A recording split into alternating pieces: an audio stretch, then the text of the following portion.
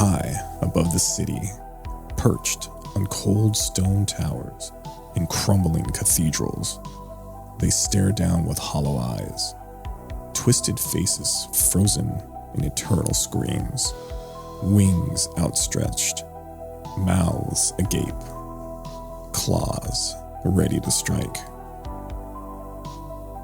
They were built to ward off evil. But what if the evil was already inside them? Tonight, we descend into the shadows of history to uncover the truth about these stone demons. From ancient waterspouts to supernatural guardians, from medieval legends to modern hauntings, these creatures carved from stone may be more than just decoration. Some say they only move when no one is watching. Others say they never stopped watching us. Welcome to Project Black Garden, a Monsters and Myths podcast, Season 3, The Lotus Files. File number 003, Gargoyle. I'm your host, Michael, and I hope you're ready for this ancient truth.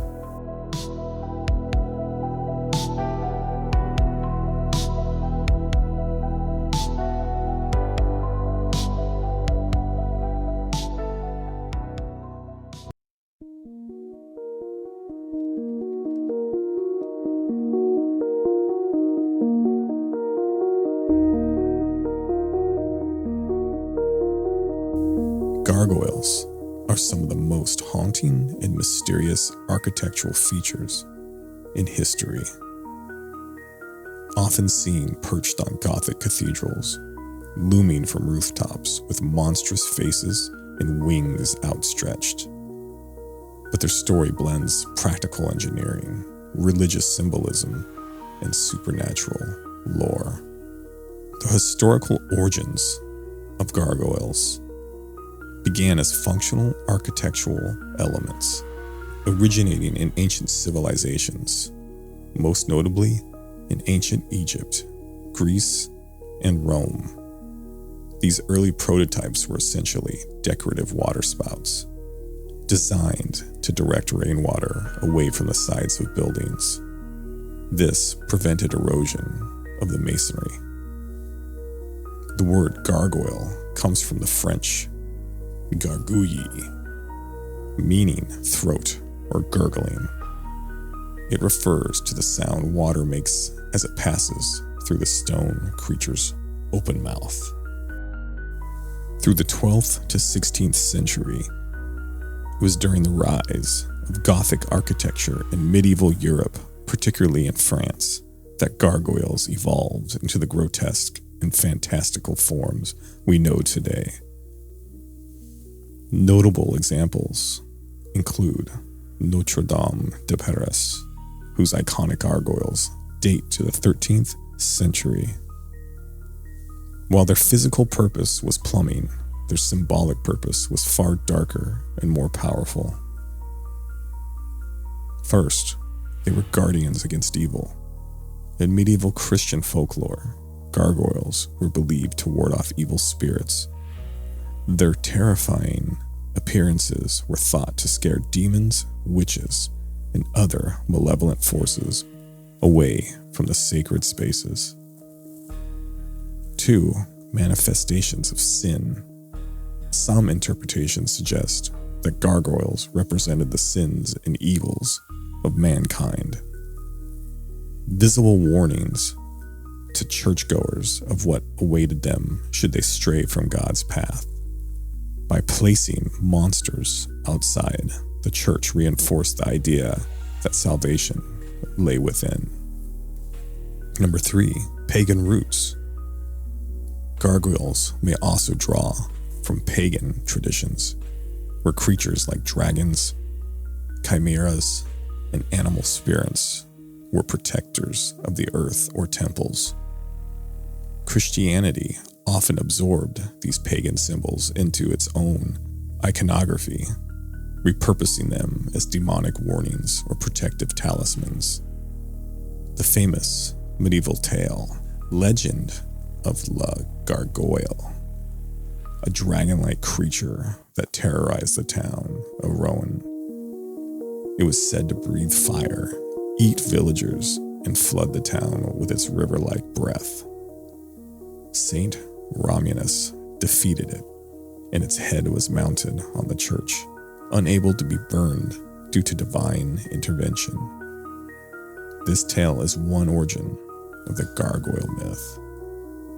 Gargoyles sit at the intersection of myth, function, and faith. As architectural wonders, they protected the structures of man. As mythological figures, they protected the souls of those within. Whether you see them as monsters, protectors, or rain gutters with personality, their legacy is carved deeply into stone, and even deeper into our imaginations. But what if I were to tell you that the myth of the gargoyle comes from something much more darker? Before faith, maybe even before humans.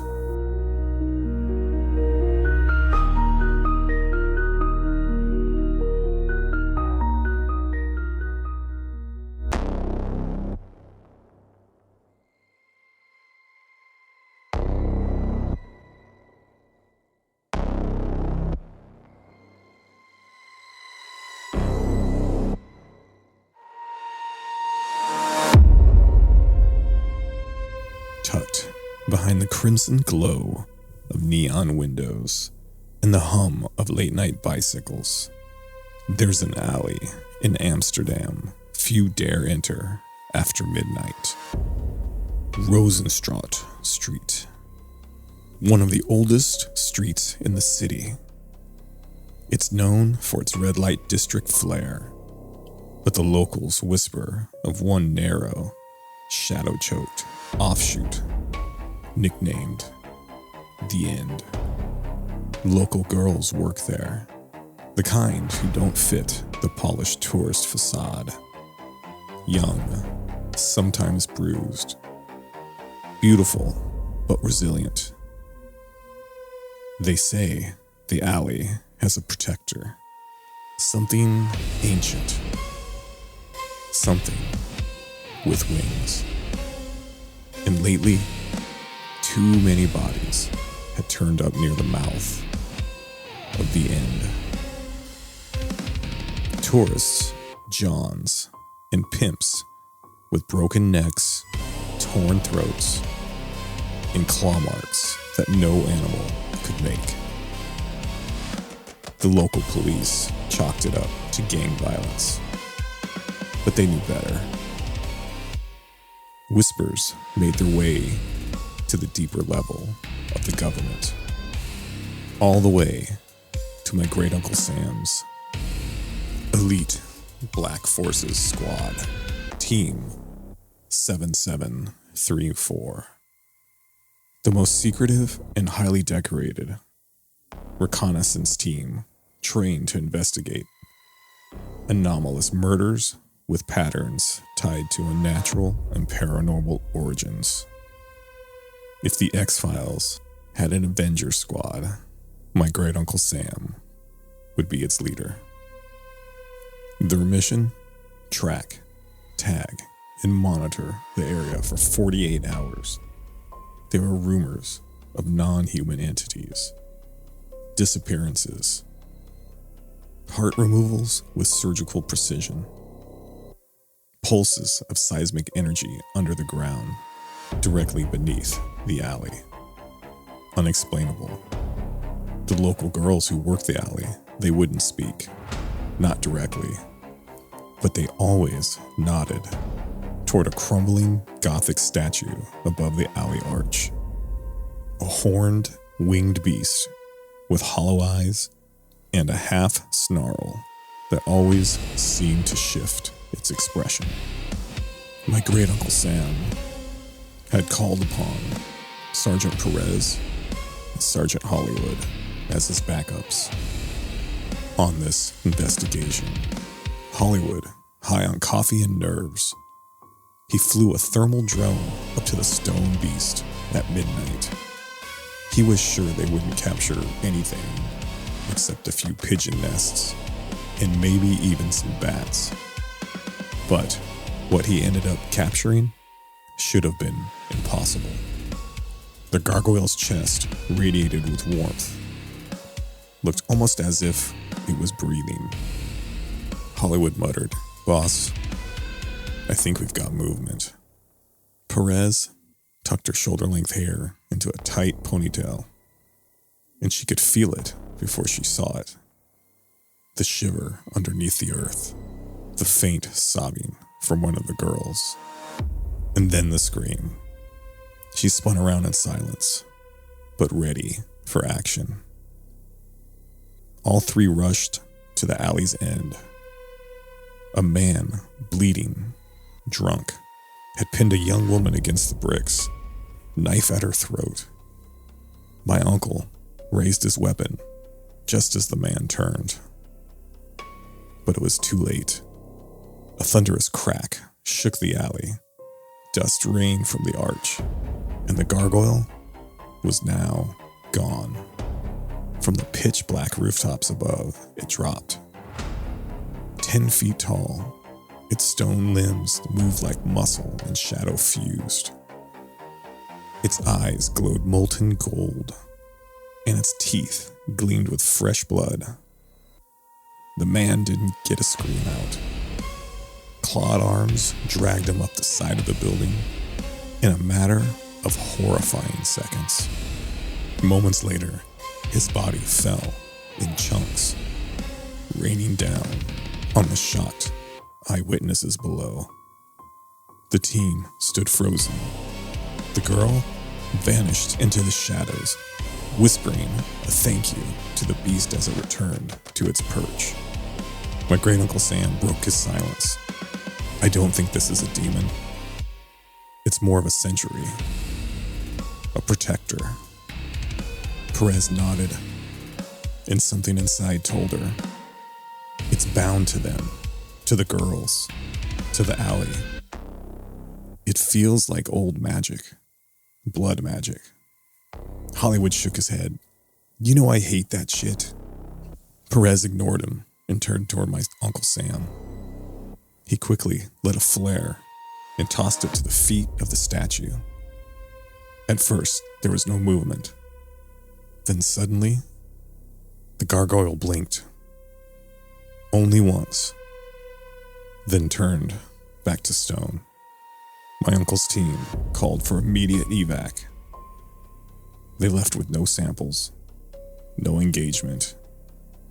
The file was marked inconclusive, do not disturb. An unofficial addendum, handwritten by my great uncle, read as follows: "It's not evil. It's a guardian. A brutal one, yes.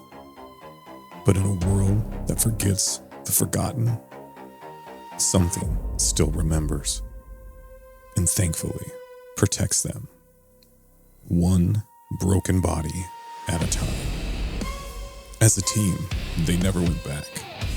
But my great Uncle Sam, he did. Call it curiosity, call it bad intentions. But he returned to the Rosenstraat alleyway. And when he reached the stone statue, still locked in place above the arch, he looked up at it and waited. And when it didn't move, he removed a handgun from the back of his belt. It dangled at his side for a moment as he waited patiently. Still nothing. So he shrugged, pointed his weapon towards the nearby wall, and fired twice. The shots echoed down the alley. Still nothing. The gargoyle just stared on blankly. He huffed, scratched his head, and said, "Okay, you don't want to come out tonight." And just at that moment, at the end of the alleyway, one of the local girls had popped out from the shadows to see where the gunshots had come from. She looked terrified, but curiously interested. My uncle looked at her, then up at the gargoyle. Stupidly, he raised his weapon up in the direction of the young girl, not pointed directly at her, but just enough for the fantastic stone beast to awaken. In a blink of an eye, it had leapt from the archway, landing between my uncle and the girl at the end of the alley. Its chest heaved, its eyes glowing with an inner fire, and its stone teeth preparing to rip into my great Uncle Sam's throat.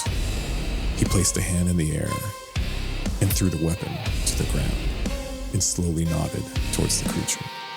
I'm not here to harm them or you. I just wanted to know why. The gargoyle took a step forward.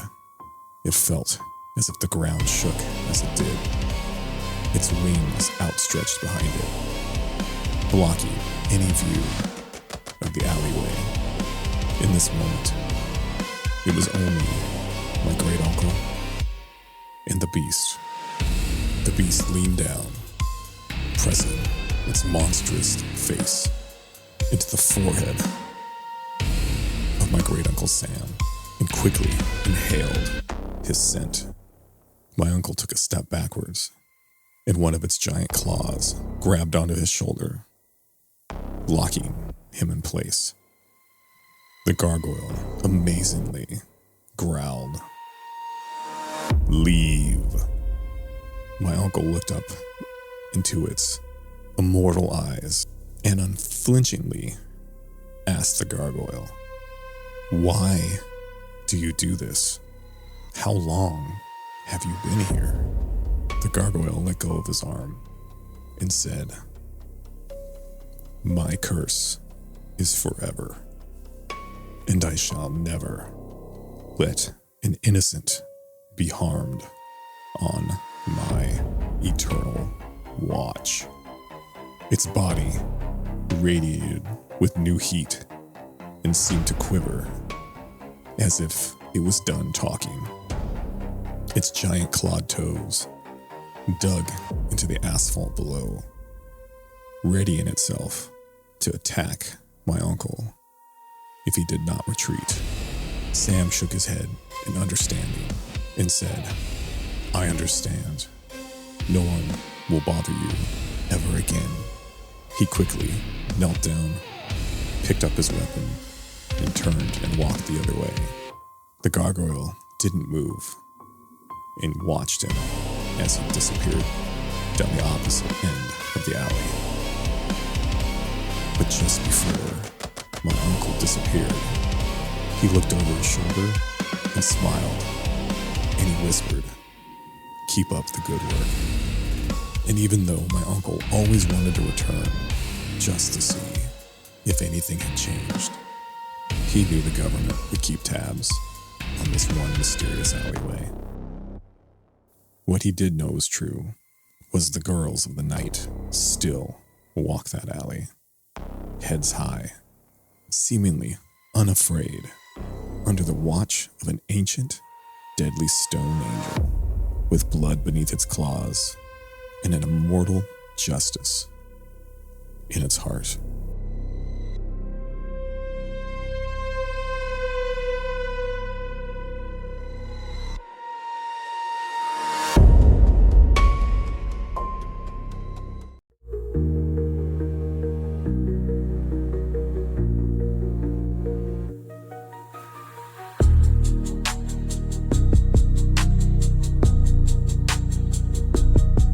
All right, gardeners. I loved this episode. This was one of the files I wished was longer and had more details in it. But I think my great Uncle Sam and the rest of the team kept this file vague and as unremarkable as possible. The less eyes that saw this, the less chance that alley would be visited again. Now, I've gotten a few emails from people who grew up with gargoyles and different ornamental beings in places they lived or in the cities they grew up in. And there always seems to be some kind of mysterious tale that follows that. So I'm hoping someone else will hear this episode and will share with me any of their experiences with gargoyles. I can be reached at my email of pbgharvest@gmail.com. I can't wait to hear from you.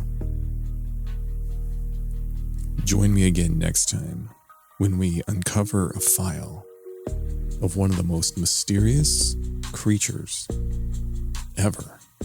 And it just might be my favorite myth from the Lotus files. Be here next time when we uncover the secret of Boxcar Ellie. As always, I'm your host, Michael. You've been listening to Project Black Garden, a Monsters and Myths podcast. Season 3, The Lotus Files.